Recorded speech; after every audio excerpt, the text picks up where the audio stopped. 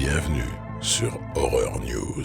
Salut à vous fans d'horreur, ici Marc pour Horror News, l'émission qui vous déterre les infos du monde de l'horreur. Et cette semaine on démarre avec une excellente nouvelle, puisque l'auteur R.L. Stine, qu'on connaît notamment pour Chair de Poule, vient d'annoncer que 3 nouveaux films Fear Street étaient en développement pour Netflix, sans évidemment préciser lesquels.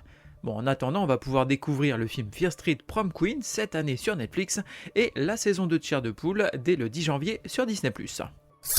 Une bande-annonce pour le film de zombies intitulé Outbreak, avec l'acteur Billy Burke qu'on a notamment vu dans Twilight. On y suivra un homme partir à la recherche de son fils disparu en pleine épidémie de zombies. Les précommandes pour le nouveau film de la collection Angoisse des éditions Rimini, intitulé Les yeux de feu, sont ouvertes. On y suit en 1750 un groupe de pionniers s'installant dans une région inexplorée de l'Amérique du Nord sans connaître les épouvantables secrets que cachent les lieux. Sortie prévue le 13 février en coffret DVD et Blu-ray.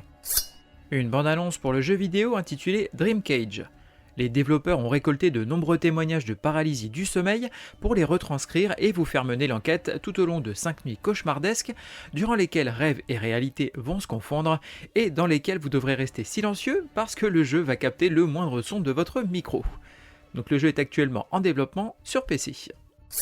Un petit point box-office avec le film Nosferatu du réalisateur Robert Eggers qui cumule plus de 40 millions de dollars au box-office US pour son premier week-end d'exploitation.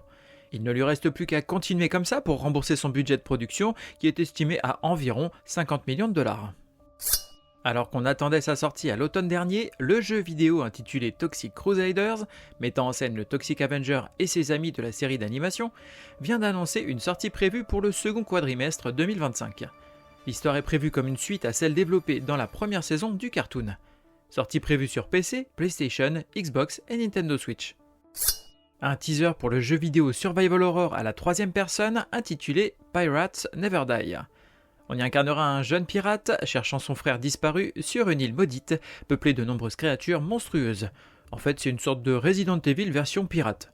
Donc sortie prévue le 24 janvier sur PC via Steam.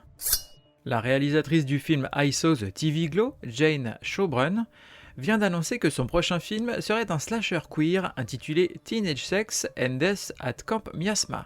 J'ai le pouvoir de t'accorder la vie éternelle, si tu le souhaites. Côté VOD, DVD et Blu-ray, on va avoir George A. Romero's Resident Evil. Donc ça c'est un film docu et ça sort en VOD.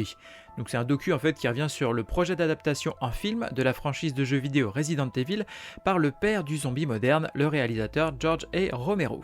Donc ça sort le 7 janvier en VOD.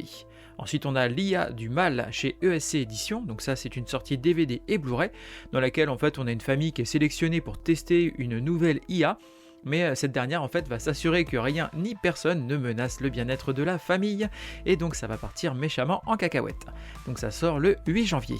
Ensuite on a I Spit on Your Grave toujours chez ESC Éditions, donc toujours DVD et Blu-ray. Là c'est un Rape and Revenge, donc clairement c'est pas pour tout le monde et ça sort le 8 janvier. Et on termine avec Godless The Eastfield Exorcism chez ESC Éditions toujours, donc en DVD et Blu-ray et ça sort le 8 janvier. Zombie Kill of the Week goes to Sister Cynthia Knickerbocker. Côté streaming, on va avoir Getaway et 100 of Beavers, donc 2 films qui vont sortir sur Shudder. Donc Getaway, c'est un film qui se moque gentiment du folk horror avec Nick Frost. Et on a de l'autre côté 100 of Beavers, qui est un film conceptuel avec des centaines de personnes en costume de castor versus un homme qui veut devenir le plus grand trappeur d'Amérique du Nord. Donc tout ça, ça sort le 10 janvier. Et ensuite on a L'Exorciste Dévotion, un très grand film, pour beaucoup une insulte à la franchise, donc ça sort sur Netflix, et on y verra 2 gamines qui vont faire un tour dans les bois et qui reviennent posséder toutes les 2. Du coup ça nous donne un film que beaucoup qualifient de pire film de la franchise, je vous laisse décider, vous faire une idée par vous-même, et en tout cas ça sort le 11 janvier sur Netflix. Trust no one, Mr. Mulder. Côté série, on va avoir Chair de Poule saison 2 sur Disney+. Donc là, nouveau personnage pour une nouvelle histoire qui met en scène de nouveaux livres de la bibliothèque Chair de Poule, et donc tout ça, ça sort le 10 janvier. Défends-toi, sex machine! Côté livre, on va avoir du comics cette semaine avec Dark Ride tome 3 qui sort chez Delcourt. Donc là, ce sont les aventures horrifiques d'un groupe de personnages dans un parc d'attractions réellement démoniaque. Et donc ça sort le 8 janvier. On regarde des films d'horreur, on prend quelques notes et on se fend la gueule. Côté jeux vidéo, on va avoir Dead by Daylight Junji Ito Collection. Donc là, c'est en fait l'arrivée de tout l'univers de Junji Ito, le mangaka, donc avec notamment des personnages iconiques qui débarquent dans le jeu Dead by Daylight. Donc tout ça, ça sort le 7 janvier sur PC, PlayStation, Xbox et Nintendo Switch. Merci à vous d'avoir suivi cette émission. Comme toujours, je vous invite à la partager autour de vous et à vous abonner sur les différents réseaux sociaux, que ce soit Facebook, Instagram, YouTube ou maintenant TikTok.